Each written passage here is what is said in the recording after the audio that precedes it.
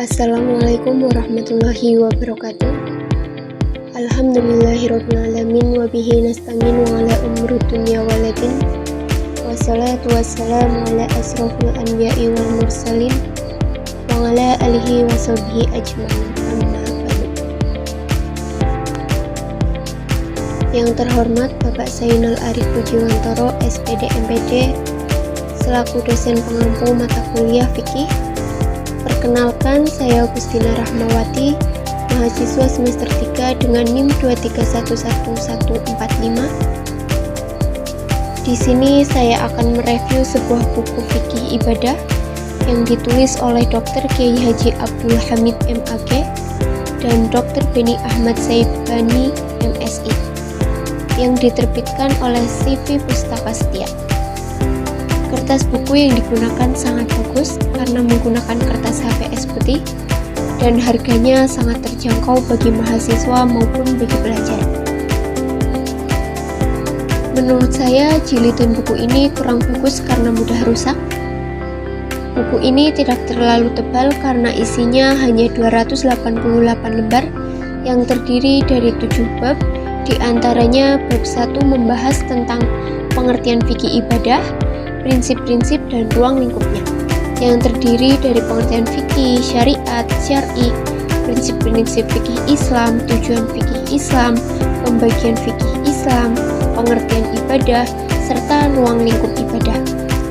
Selanjutnya di bab 2 membahas tentang dasar hukum pelaksanaan ibadatullah, di antaranya Al-Quran sebagai dasar hukum utama, As-Sunnah sebagai dasar hukum kedua, fondasi ibadah kepada Allah, hak Allah dan hak manusia dalam ibadah.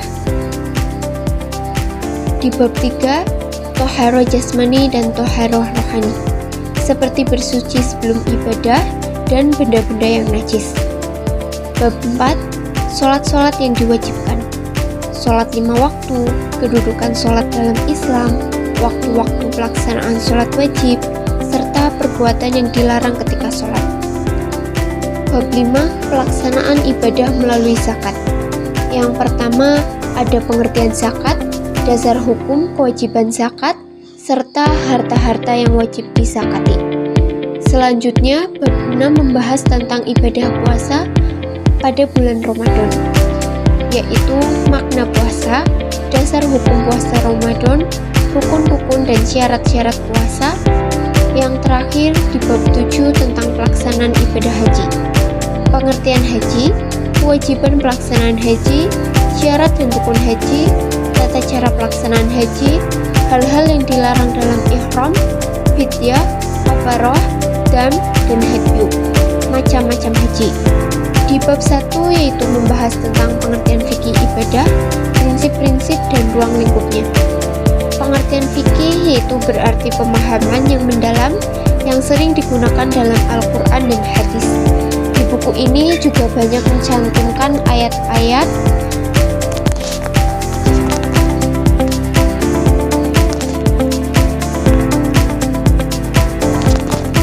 selanjutnya prinsip fikih Islam.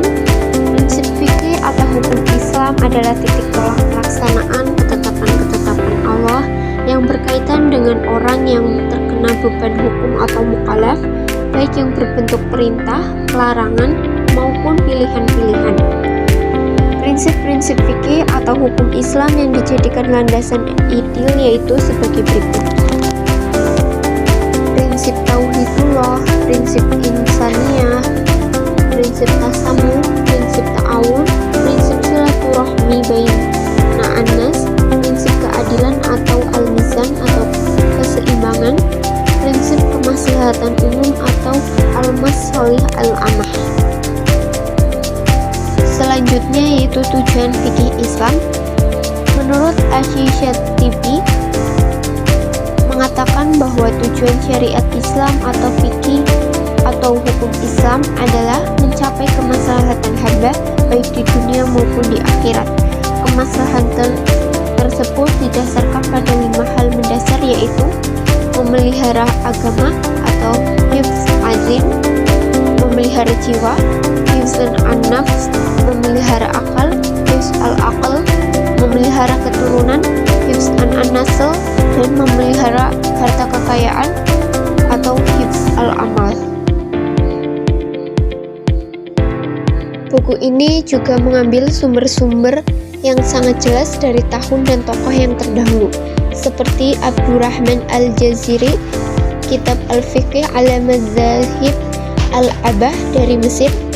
Ini sedikit review buku fikih ibadah dari saya yang ditulis oleh Dr. Kiai Haji Abdul Hamid MAG dan Dr. Beni Ahmad Saibani MSI yang diterbitkan oleh Pustaka Setia.